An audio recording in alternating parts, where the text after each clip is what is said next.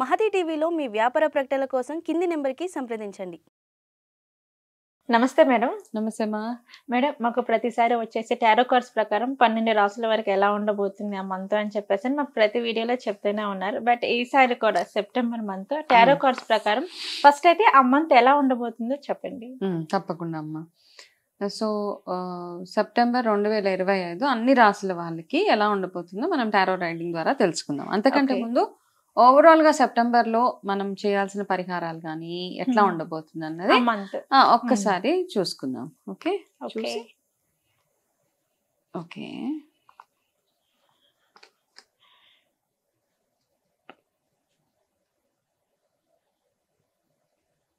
Okay, so సెప్టెంబర్లో ఏంటంటే ఓవరాల్గా ఏంటంటే మనం అందరం కాస్త ఆరోగ్యం మీద ఒకటి ఫోకస్ ఎక్కువగా పెట్టుకోవాలి.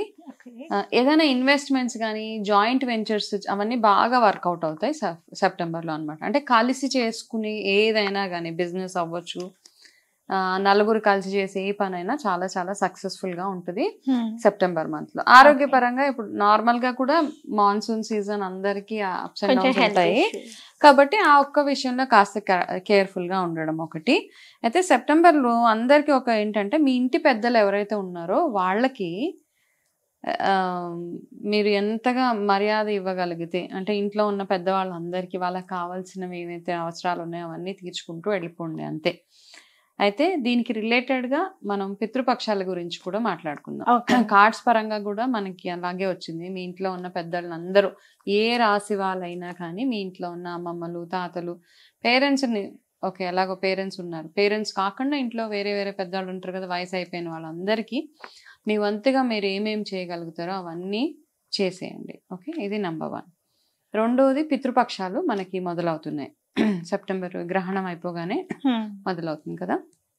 సో గ్రహణం అయిపోగానే పితృపక్షాలు 15 రోజులు ఉంటాయి. ఈ పితృపక్షాలలో మనం ఏం చేద్దాము, అందరు ప్రతి ఒక్కరు అనమాట, ఇది ఒక రెమెడీ అనుకోండి, ఏదైనా అనుకోండి. సో చాలా మంది ఇగ్నోర్ చేసేస్తూ ఉంటారు.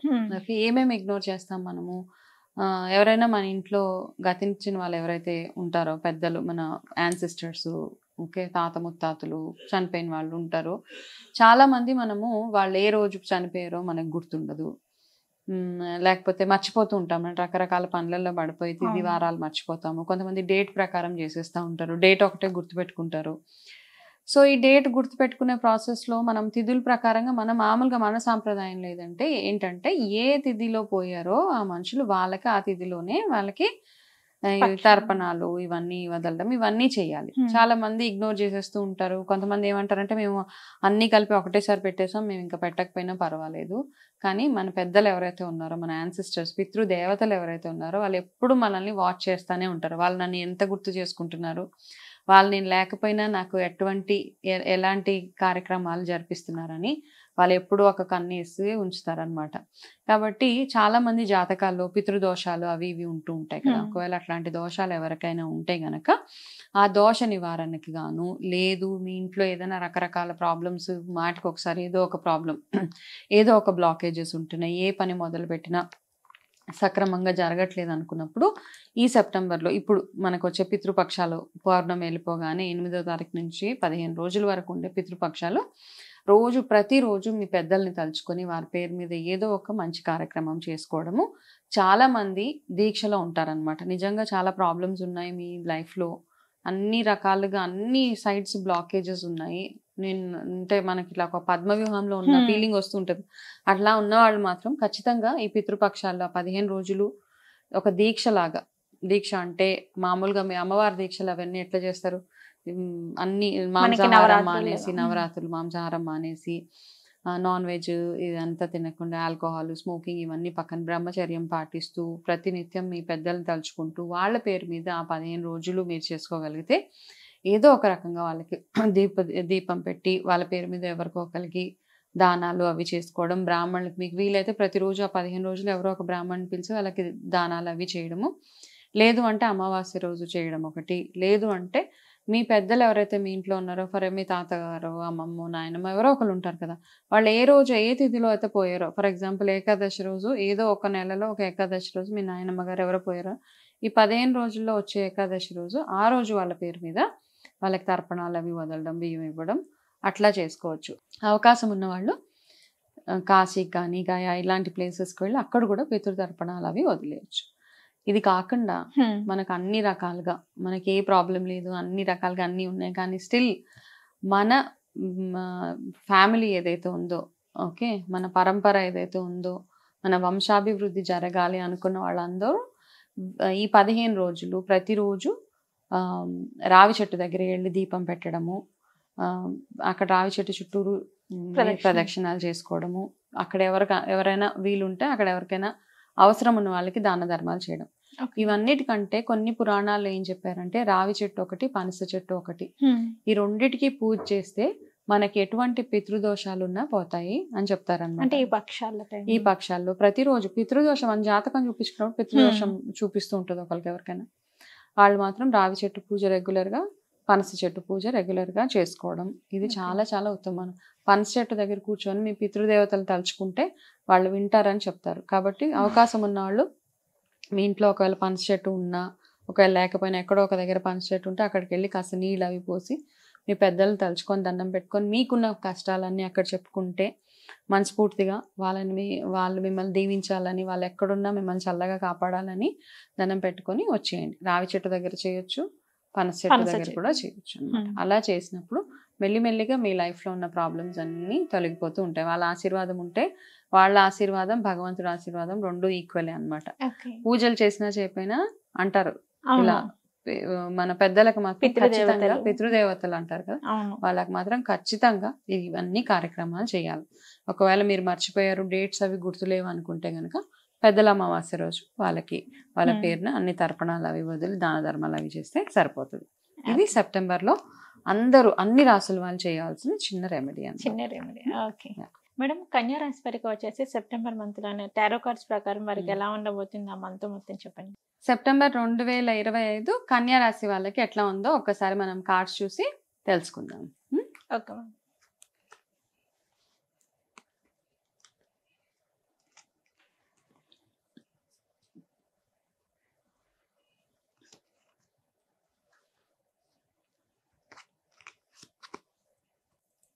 ఓకే, ఒకటి కన్యా రాశి వాళ్ళకి ఏంటంటే ఇంటెగ్రిటీ అంటాం, నిజాయితీగా ఉండడము.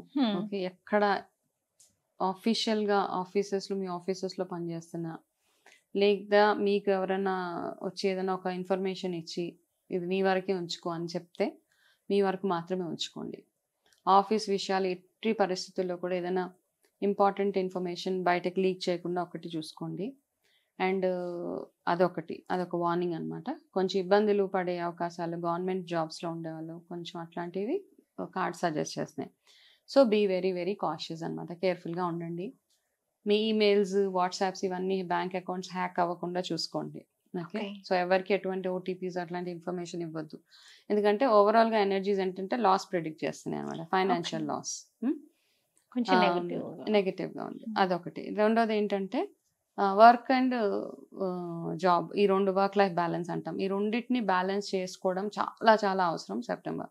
ఏదైనా ఒకదాని వైపే ఉంటే ఇంకొకటి లూజ్ చేసేసుకోవాల్సి వస్తుంది అనమాట. కాబట్టి ఈ రెండు బ్యాలెన్స్ చేసుకోవడానికి మీరు చాలా స్ట్రగుల్ అవుతూ ఉంటారు. అందులో నుంచి బయటకు రావడానికి కొంచెం ఎక్స్పెక్టేషన్స్ క్లియర్ పెట్టాయి. ఆఫీస్లో ఎక్స్పెక్టేషన్స్ ఆఫీస్లో క్లియర్ చేయడం, ఫ్యామిలీ వాళ్ళకి మీ ఎక్స్పెక్టేషన్స్ క్లియర్గా చెప్పడం ఒకటి ఉంటుంది. రెండోది ఏంటంటే కొంచెము ఈ మంత్ కొంచెం స్లో మంతే, మీకు పెద్ద గ్రేట్గా అట్లా ఏం కనపడట్లేదు అనమాట. కాబట్టి ఏంటంటే మనం సైలెంట్గా ఇప్పుడు చెప్పాను కొంచెం జాగ్రత్తలు తీసుకోవడం, ఫైనాన్షియల్ విషయంలో కొంచెం కేర్ఫుల్గా ఉండడము, ఇంటెగ్రిటీ ఆఫీస్ విషయాలలో ఎటువంటి ఇన్ఫర్మేషన్ బయటకు ఇవ్వకుండా ఉండడము, స్లో డౌన్ మంత్ అనమాట. ఏది పనులు అంటే ఇంపార్టెంట్ టాస్క్స్ ఏవి స్టార్ట్ చేయకపోవడమే బెటర్. దానికి తోడు ఈ ఆఫీస్ టెన్షన్స్ వీటితోటి మీకు ఎక్కువగా మెంటల్ స్ట్రెస్ ఎక్కువగా ఉంటుంది. That will lead to high blood pressures and headaches. ఇదే హెల్త్ మీకు కనపడేది కూడా, high blood pressures and headaches అవి కనపడుతున్నాయి ఎక్కువగా. సో అది రాకుండా మీరు ఎంతగా సైలెంట్గా కామ్గా ఉంటూ మీ ఆహార విషయాల్లో ఎంత జాగ్రత్తలు తీసుకోగలిగితే, ఎంత కామ్గా ఉండగలిగితే, మ్యాక్సిమం టైం మెడిటేషన్ కానీ, పూజలు, యోగా, ఎక్సర్సైజెస్ ఇట్లాంటి వాటి మీద దృష్టి పెట్టి మీ ఆహారపు విషయాల్లో కొంచెం కేర్ఫుల్గా ఉండడం చాలా చాలా suggestible for the month of September అనమాట. ఓకే, ఇంకొకటి ఏంటంటే రిలేషన్షిప్స్ పరంగా చూసుకుంటే ఓపెన్గా మాట్లాడడం చాలా చాలా అవసరం అనమాట. మనసులో ఒకటి పెట్టుకొని బయట ఒకటి చెప్పడము అస్సలు పనికి రాదు మీకు ఇప్పుడు. ఓకే, మీ మనసులో ఏది ఉందో అది ఓపెన్గా చెప్పండి. అవతల వాళ్ళు బాధపడ్డా సరే కాసేపే ఉంటుంది ఆ బాధ. కాకపోతే మీరు మనసులో ఒకటి పెట్టుకొని బయటకు ఒకటి చెప్పారనుకోండి, మీరు లైఫ్ లాంగ్ ఆ బాధను క్యారీ చేయాల్సి వస్తుంది. సో క్లియర్ కమ్యూనికేషన్ చాలా చాలా సజెస్టబుల్. మీకు favourable colour blue colour for the month of మీకు కూడా సెప్టెంబర్. అయితే ఈ నెల అంతా మీరు ఏం చేస్తారంటే ఎక్కువగా చంద్ర ఆరాధన, అంటే పౌర్ణమి వచ్చినా కానీ సోమవారాలు కానీ రెగ్యులర్గా చంద్ర దర్శనం ఒకటి చేసుకోండి. అమావాస్య అయిపోగానే రోజు చంద్ర దర్శనం చేసుకున్న చంద్రుడు ఎన్ని రోజులు కనపడతాడో అన్ని రోజులు చంద్ర దర్శనం చేసుకుంటూ శివ అష్టోత్తరాన్ని రెగ్యులర్గా పారాయణం చేయండి, ప్రతిరోజు చేయండి. అదే కాకుండా ఏదైనా ఒక సోమవారం రోజు ఒక బ్రాహ్మణులకి స్వయం పాకం వెళ్ళి ఇచ్చేసి రండి అంతే. వాళ్ళకి అంటే వాళ్ళకి హెల్ప్ చేసినట్టు ఉంటుంది అన్నమాట. ఎవరు పడితే వాళ్ళకి కాకుండా నిజంగా ఎవరికైతే అవసరమో వాళ్ళ దగ్గరికి వెళ్ళి ఇది ఇచ్చేసి వస్తే చిన్న చిన్న రెమెడీస్ ఇవన్నీ చేస్తూ ఓవరాల్గా చూస్తే పెద్ద గ్రేట్ మంత్ కాదు. స్టూడెంట్స్ కూడా చాలా చాలా ఫోకస్ అవసరం అనమాట. ఏ మాత్రం ఒక్క 1 పాయింట్ డీవియేట్ అయినా మీ రిజల్ట్స్లో అది చూపించేస్తుంది. కాబట్టి 100% ఫోకస్ అవసరము. ఎంత కామ్గా ఉండగలిగితే అంత మంచిది. మ్యాక్సిమం టైం మంచి పనులు పూజలు వీటిల్లో స్పెండ్ చేయండి ఈ మంత్ అంతా.